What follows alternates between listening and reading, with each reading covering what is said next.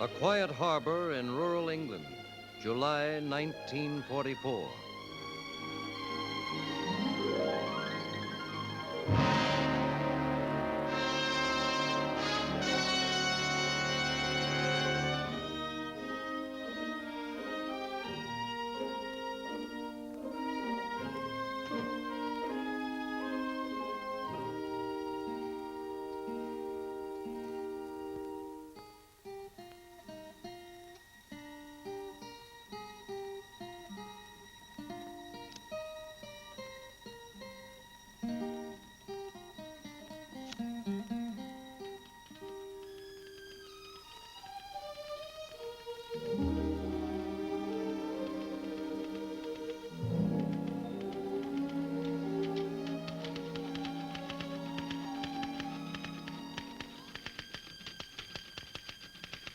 Dear Howard, we're back in home port now for our first real rest since D-Day, the day that saw the beginning of the greatest crusade in history, the freeing of an enslaved Europe.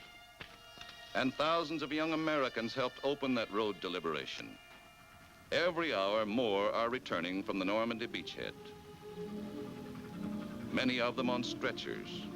Some are shipmates of the Coast Guardsmen in this barracks. It's hard to forget that.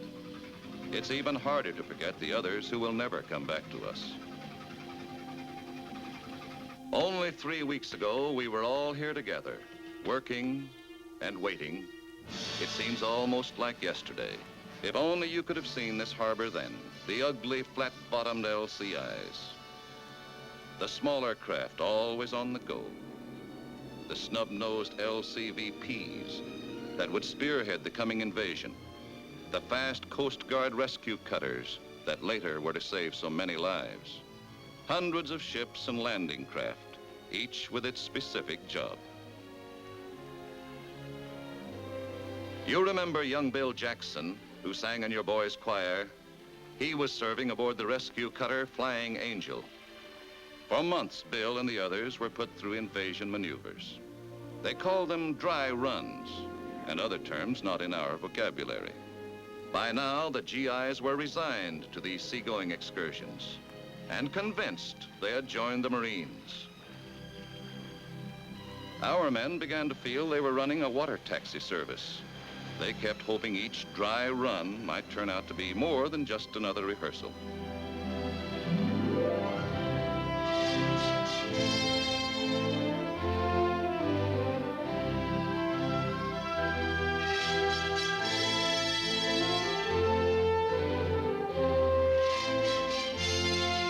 Whenever the flotilla lost sight of land, you could feel the growing tension aboard ship.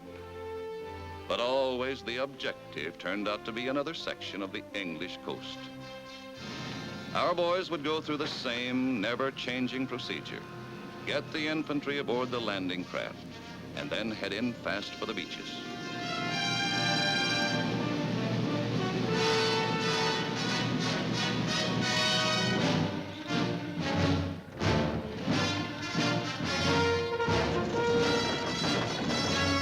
Soldiers and sailors all thought they were pretty good by now. They were, except for a few minor kinks.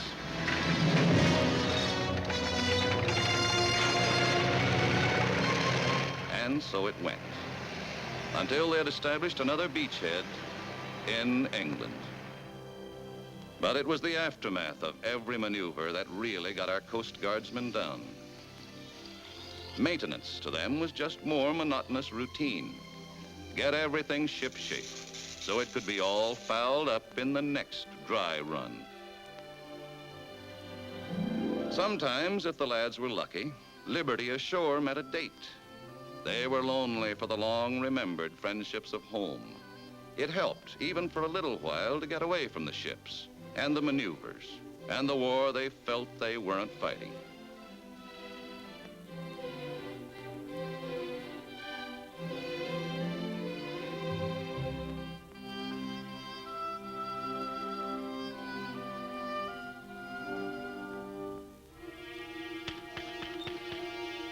But their hours ashore ended all too quickly.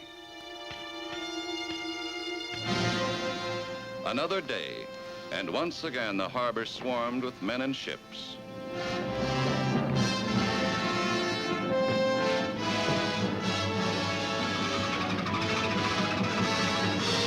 Once again, everything was being made ready for the order to up anchor.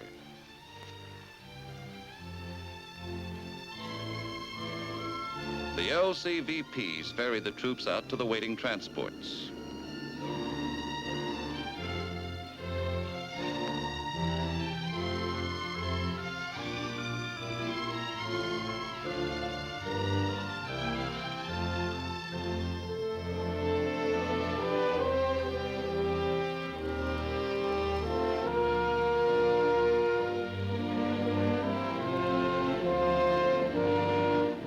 LCIs took on more infantry, engineers, and medical corpsmen.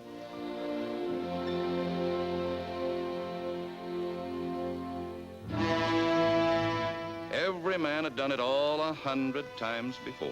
Every ship and landing craft fitted into the operation like the parts of a jigsaw puzzle. A puzzle that always worked out in the same meaningless pattern. And then it happened. Attention, men, attention! From General Eisenhower to all soldiers, sailors, and airmen of the Allied Expeditionary Force, you are about to embark upon the great crusade toward which we have striven these many months. The eyes of the world are upon you. The hopes and prayers of liberty-loving people everywhere march with you. Good luck. That changed everything. Now the boys knew this wasn't just another war game. This time they would be playing for keeps.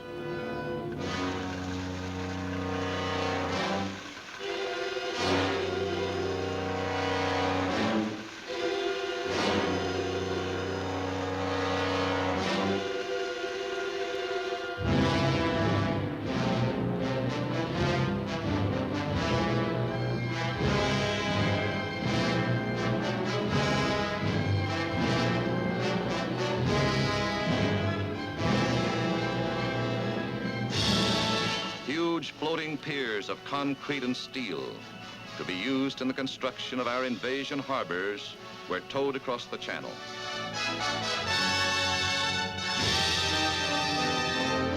When we headed out this time, many of us wondered when we'd see the cliffs of England again.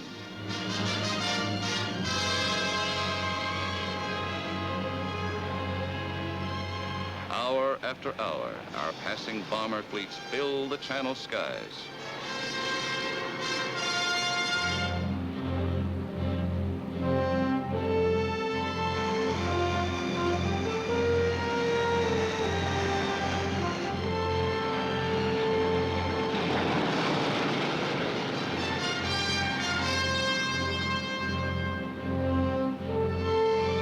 The men were quiet now, each alone with his thoughts and fears.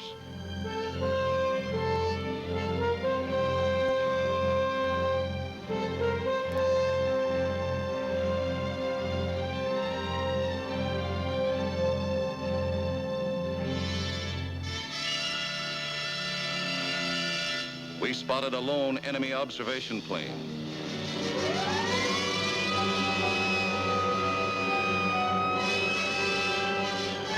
Our anti-aircraft guns went into action.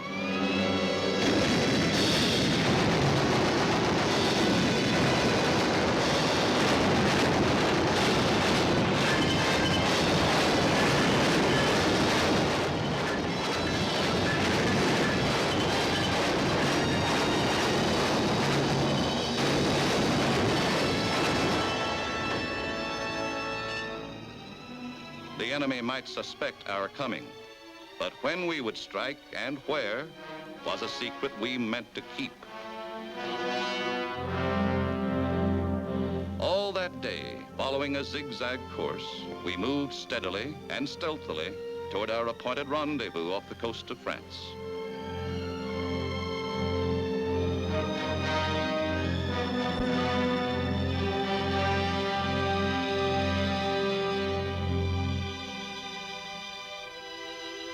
With the coming of sunset, all chaplains held services on deck.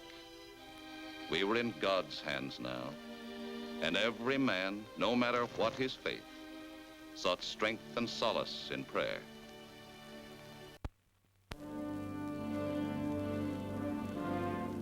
At dusk, we arrived at the rendezvous and hove to under the welcome cover of the deepening night. Now began the most trying ordeal of all, waiting through the long, nerve-straining silence for H hour.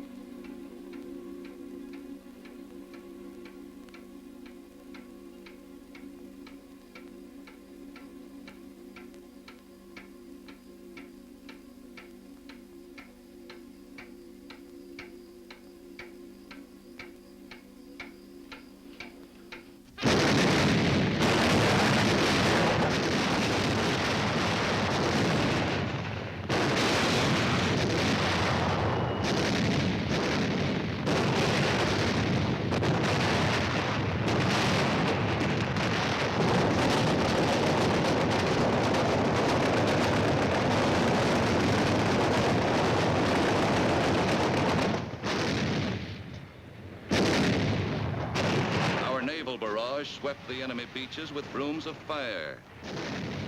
And by dawn, the smaller landing craft were in the water, ready to take on their cargoes of infantry.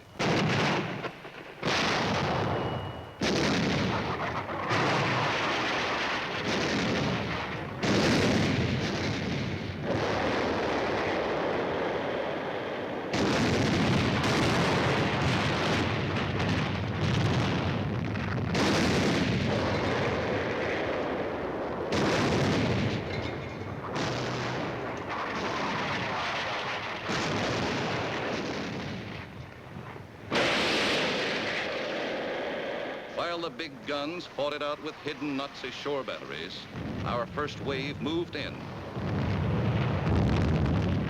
From the skies, hundreds of planes provided air cover for the seaborne invasion below.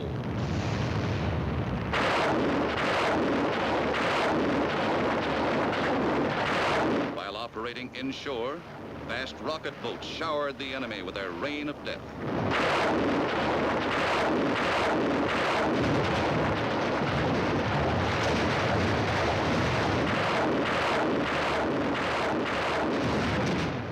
CVPs moved in close to the obstacle barricade and dropped their ramps.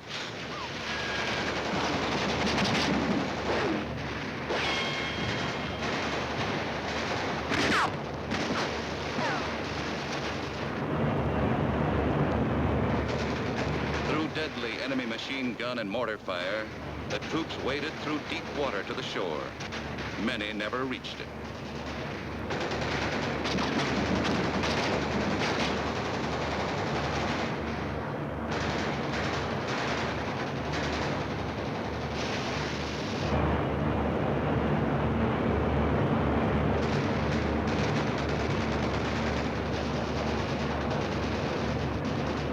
Now the larger LCIs came shouldering in with more infantry to reinforce our hard-won foothold.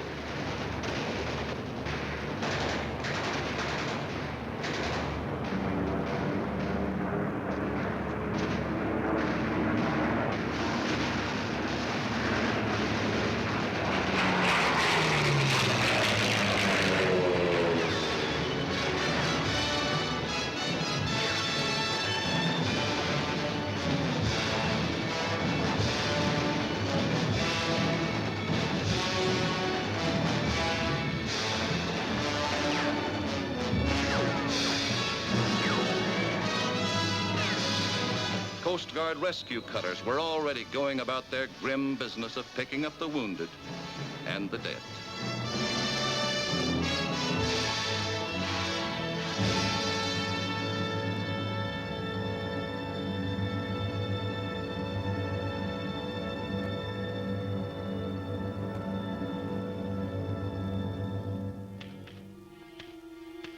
During those next violent days, while we were fighting to extend our gains, thousands of men and vast quantities of supplies and equipment were shuttled in from the sea.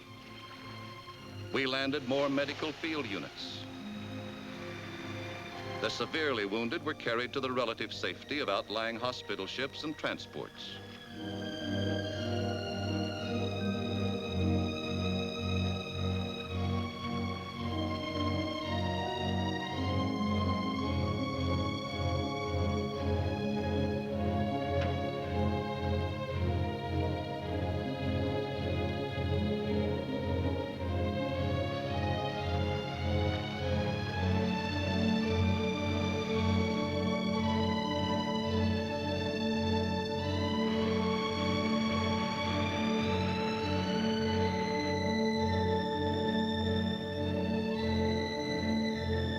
The two-way traffic never stopped.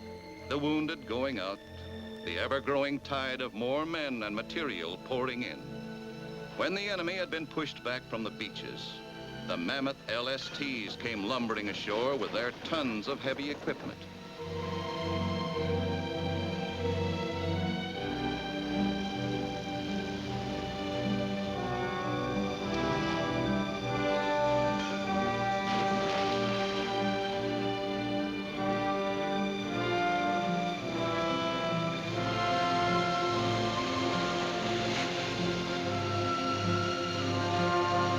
Our beachhead to Berlin was established.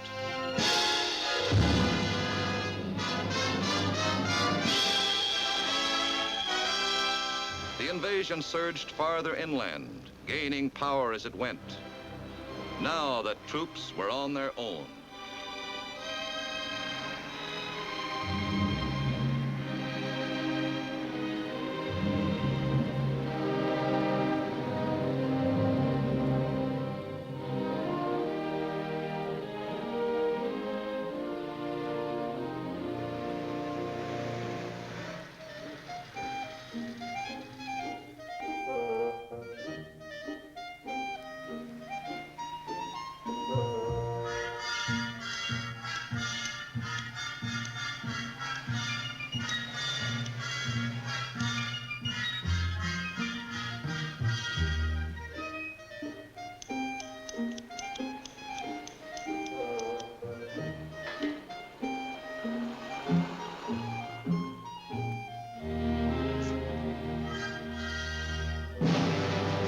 As the Allied armies rolled forward, thousands of German prisoners were filtered to the rear to wait until we had time to evacuate them.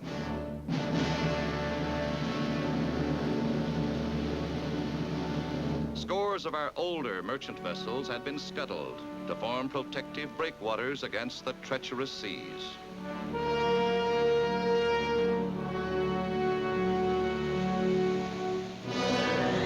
But now the full fury of a Channel gale swept our invasion coast.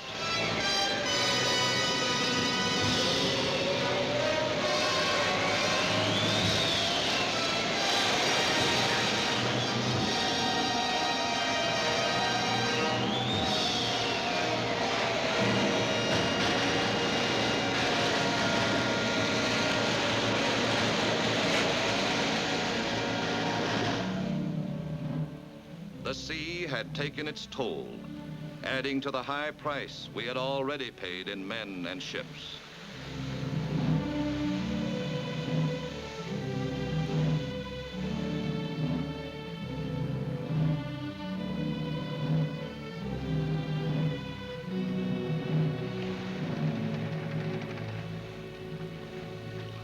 The Flying Angel was among our Coast Guard losses. Young Bill Jackson will never sing in your choir again. I have already written his parents. That's the hardest part of our task. Those last letters we of the Chaplain Corps must write. There are so many deeds of courage and sacrifice that cannot be measured in mere words. They must be recorded by a much greater power than is ours. So much for now, old friend. The great crusade of liberation is well begun. I myself have been more than fortunate. My prayer is that I will always be with my boys in whatever trials may lie ahead.